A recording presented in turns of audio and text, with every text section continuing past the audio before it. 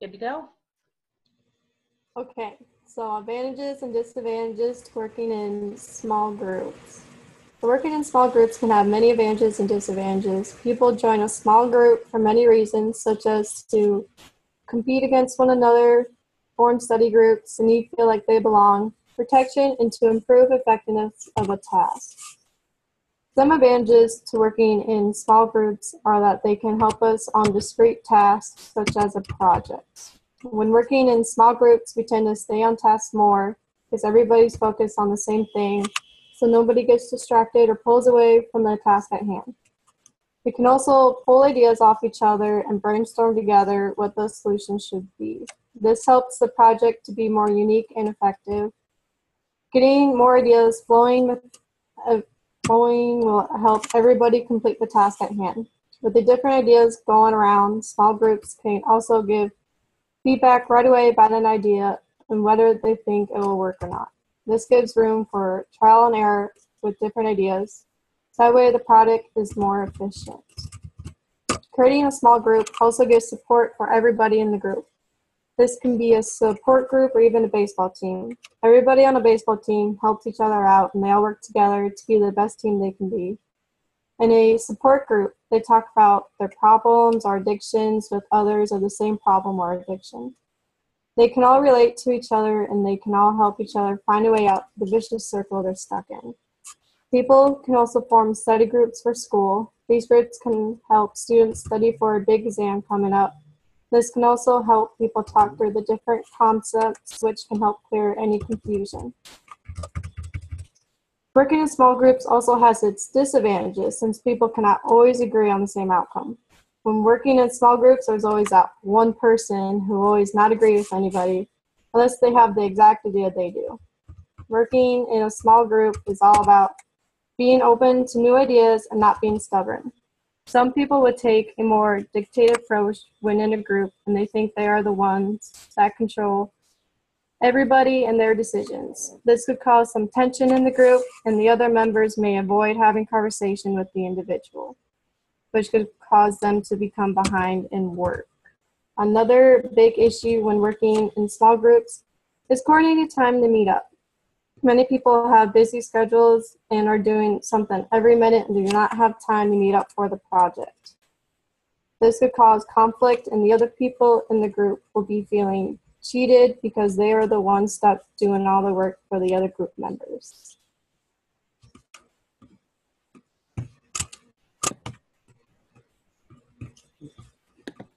So kind of going off of what Michaela said, what the disadvantages and advantages of small groups, I'm going to talk about how small groups, how you can become better at participating in them and using them more efficiently.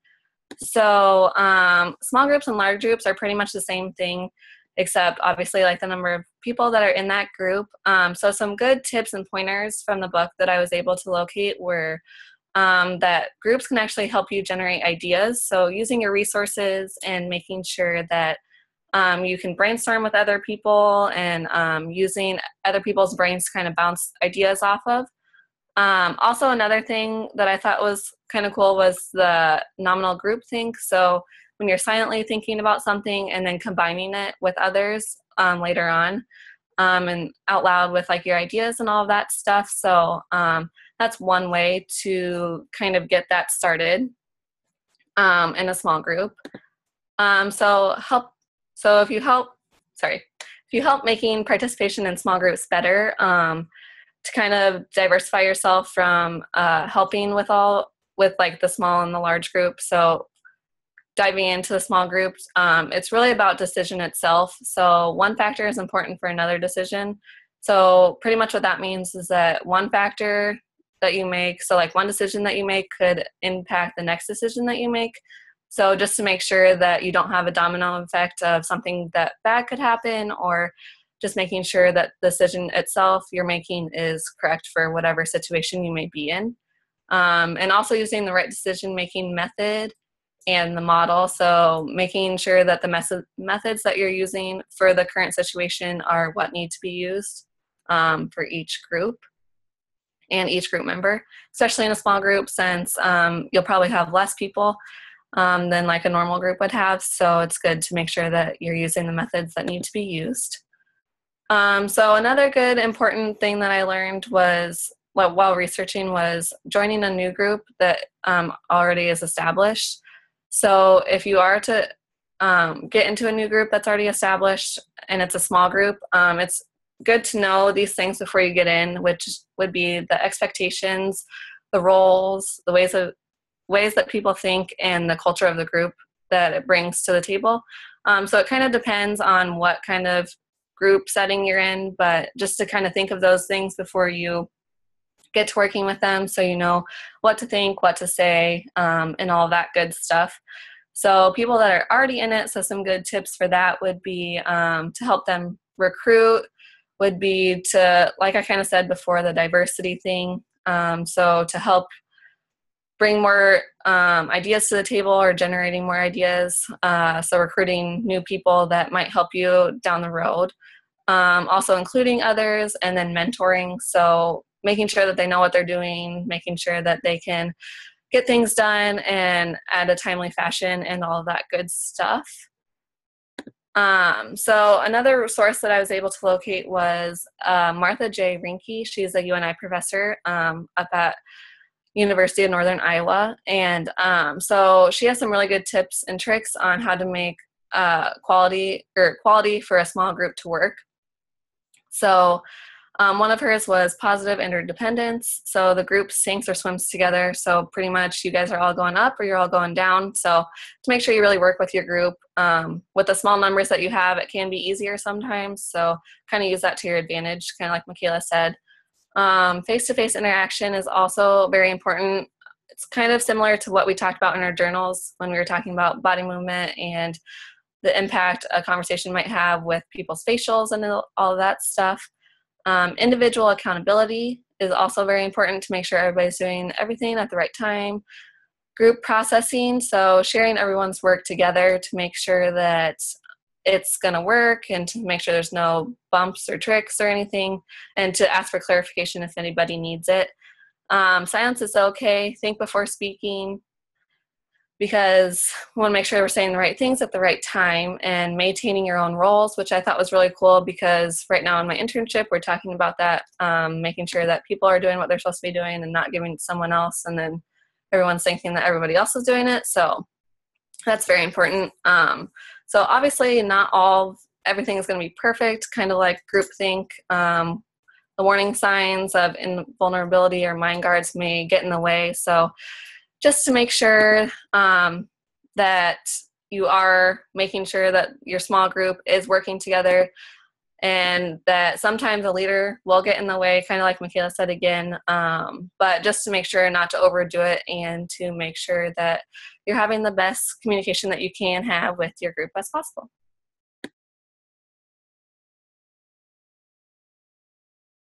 All right. I'm going to be talking about the different ways that groups come to decisions, the advantages and disadvantages between them. And like Aubrey mentioned, I'm going to go a little bit further into what groupthink is, how that works, and the risks that are associated with that. First, there are 5 methods by which groups come to decisions. The first one is decision by unanimous consensus. This is when a group requires uncontested or 100% support from all the members of the group to agree on the decision. The risk involved here is the risk of false consensus. This is where members of a group will come to a unanimous decision, even though some of the members of the group might actually be opposed to it. This happens when group members feel pressure to reach unanimity and will claim to support a unanimous decision, even if they actually don't do it. Generally, you discover that there's a false consensus after the fact when members of the group start questioning the decision that was made after they already claimed that everyone supported it. They can also make decisions by majority rule. This is when the decision-making follows the will of the majority, or it requires most of the group to support the decision. The advantage here is that you're able to produce a very quick and clear decision, especially in situations where 100% consensus might take too long or even be impossible to reach. This also ensures that the decision the group comes to is supported by most of the members.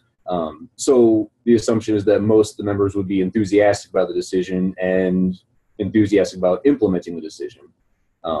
Another advantage is that there is an increased level of engagement between the group members, because if there's a majority rule vote situation, both the two main ideas will sort of compete with each other and try and convince the other side that theirs is the better one. So you get the group members really actively engaging with each other and debating and trying to come up with a majority consensus.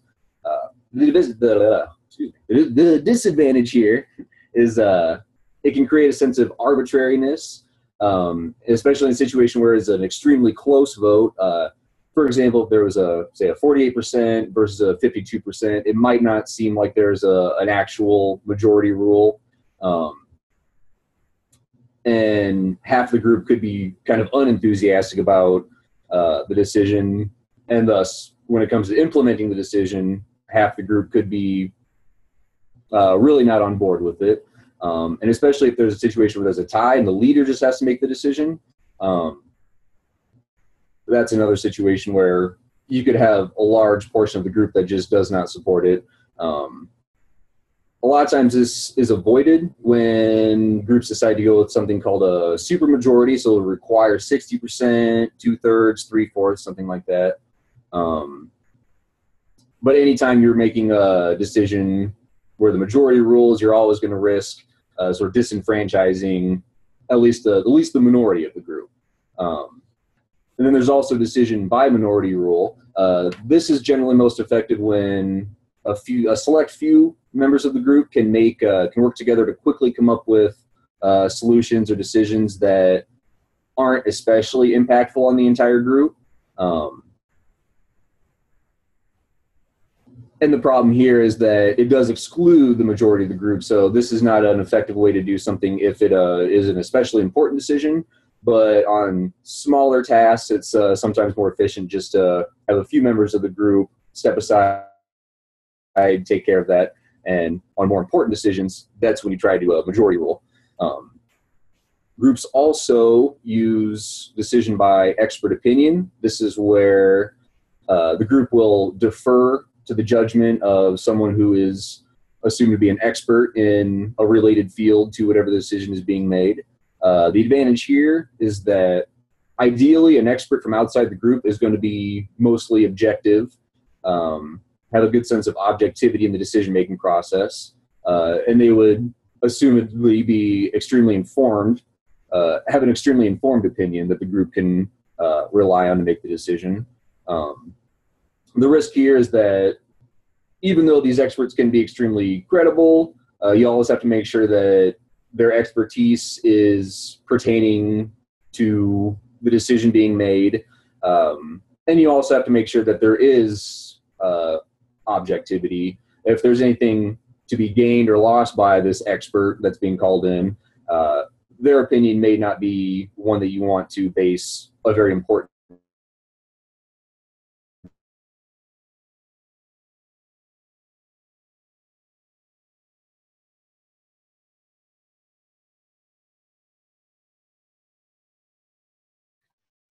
Jake, if you want to go ahead with yours, apparently we lost him, so.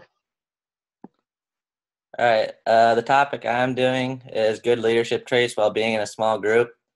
In order to be very effective in a group, listen, or the willingness to when time is too short to allow the group to come up to a full consensus. The risk here is that if members of the group don't actually see the authoritative leader as legitimate, they're not going to support the decision that an authoritative leader makes. All these methods have their advantages and disadvantages, and there's situations where they should be used and shouldn't be used. But each of them is susceptible to groupthink, which is when group members will seek harmony and coherence, unanimity, 100% consensus. I'm not even saying that word anymore. Despite what their individual doubts are. In a groupthink situation, members of the group sacrifice their own critical analysis of the information. And so they sacrifice the overall accuracy of the decision, so they can reach this 100% consensus. Groupthink generally occurs when you have an assertive, authoritarian leader, when the members of the group are sort of undiverse and there's not much influence outside the group on the group's decision making. The best example I found of this is called the Abilene Paradox. Professor Jerry B. Harvey wrote a book, The Abilene Paradox and Other Meditations on Management, and he described a situation where a family takes a really long trip to Abilene, Texas on a very hot 100-degree afternoon in a car with no air conditioning. Hours long, they go there and they come back, and then when they return, one of the members of the family speaks up and says, like, oh, I kind of wish we didn't go on that trip. And then it's discovered that everyone sort of went along with it, even though no one wanted to go in the first place. And like Aubrey was saying, there are signs that a group is becoming engaged in groupthink. One of them was the illusion of invulnerability. This is when members are ignoring obvious problems because they're overconfident in their position. There's collective rationalization when the members rationalize their position against all contradicting positions without actually legitimately critically evaluating any of the opposing viewpoints. There's the illusion of morality when members of group ignore contradicting ideas on the basis that they have a moral high ground, that their decisions are morally correct. Excessive stereotyping. This is when groups create negative stereotypes of those who oppose their position. Pressure for conformity is when members of the group are pressured to conform to the ideals of the group and support its decision for fear of being ostracized from the group. Self-censorship, when members of the group, they don't speak up when they have opposing viewpoints against the majority. Illusions of unanimity,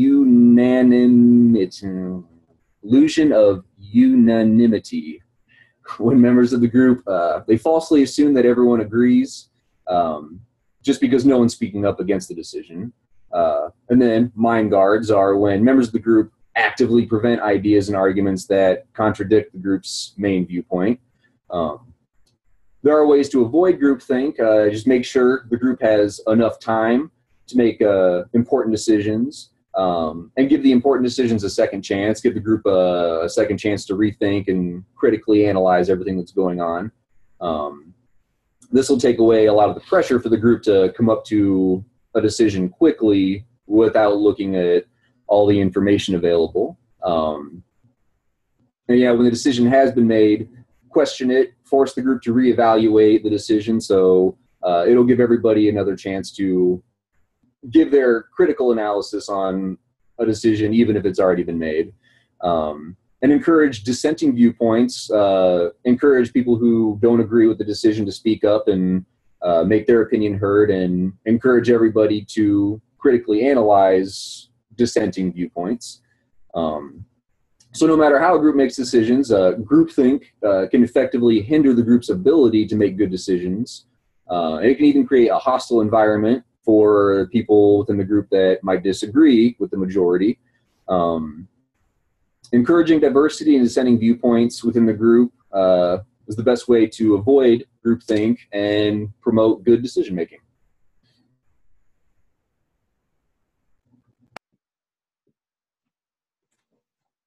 All right. Do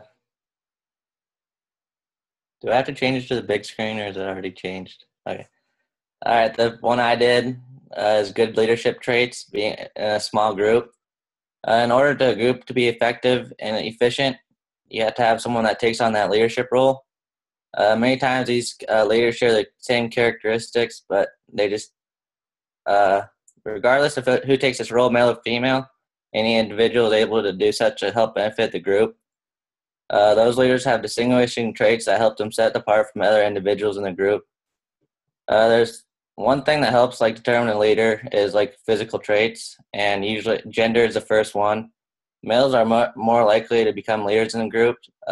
Group members are often more likely to respect a more dominant male figure than they are to be a woman. although they're more dominant, or usually more dominant figures, it doesn't mean that males would be more effective leaders than women.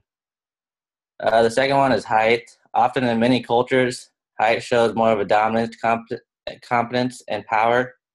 People of the taller figures are more likely to be nominated or elected to make leadership roles for groups. And lastly, is like just physical appearance in general. Masculine faces are often judged to be more competent for those female facial features. Also, leaders are more likely to be physical, more attractive. People tend to associate positive qualities with more physical attracting people. While physical characteristics show more likely to be nominated for leadership, scientists have showed that psychologically help determine better leaders. The first one that scientists often look at is like self-esteem. If a leader has high self-esteem, it kind of boosts your boosts your group's confidence, knowing that you'll guide them effectively. The next one is just being aware of your own actions and showing good quality as a leader. That's like self-monitoring. When you're a good self-monitor, you like look at other people's necessities before your own. So, like if you need to make a change in the group to fit someone else's needs, then you'll do such. Participation and involvement will lead to a person assuming a leadership role, often without them even realizing it. Leaders are more often outgoing and expressive in personality type. They're usually extroverts because a person will come off friendly and inviting vibes and often lead to like the leadership role without them really even noticing. After talking about those two main factors, true leaders often have their own strategies. And one type of leadership is like democratic leadership, where like everybody's vote considered to be equal and everybody has a say, and the leader doesn't go off their own preference. Some leaders when they make their own opinion, it's like adequate style leadership. The leader makes all the decisions for themselves and mainly for their own benefit. They take control of the group and like overall like make the scheduling and whatnot. And then also some people choose to do it by the laissez-faire style leadership, where they don't intervene with the group at all and they just like let the group take control, because usually when you have all those people being productive together, they'll make the best decisions. With all those, physically, psychologically, and style as leadership help develop how well your group will guide and be effective. Either male or female both have the same potential to be good managers of this group. Every small group has a leader, and in order for them to be successful, everybody must participate and work together. And lastly, we're going to discuss conflicts within the group. Does anyone remember the old saying, an ounce of prevention is worth a pound of cure? Still rings true today. When working in a group, there's bound to be conflicts within the group. Knowing when and how to work with or around these issues is going to be the key in keeping the group together and focused. Conflict does not have to be a bad thing. We can use the disagreements to grow and expand as a group. Grow as a group and expand upon the different ideas. When the conflict is beyond a healthy difference in opinion, patience and respect can go a long ways. One of the most important things to accept that conflicts happen and learn how to manage it. They cannot be resolved unless it is addressed, and how you address it will have a direct effect in how the conflict proceeds. You'd need to have the calming factor when addressing the issues, otherwise you're likely to escalate the situation. And then providing a neutral point of view is often helpful. One of the biggest issues I've experienced is people not listening to each other. Take the time to listen when someone's trying to explain their position. If someone's using inflammatory language,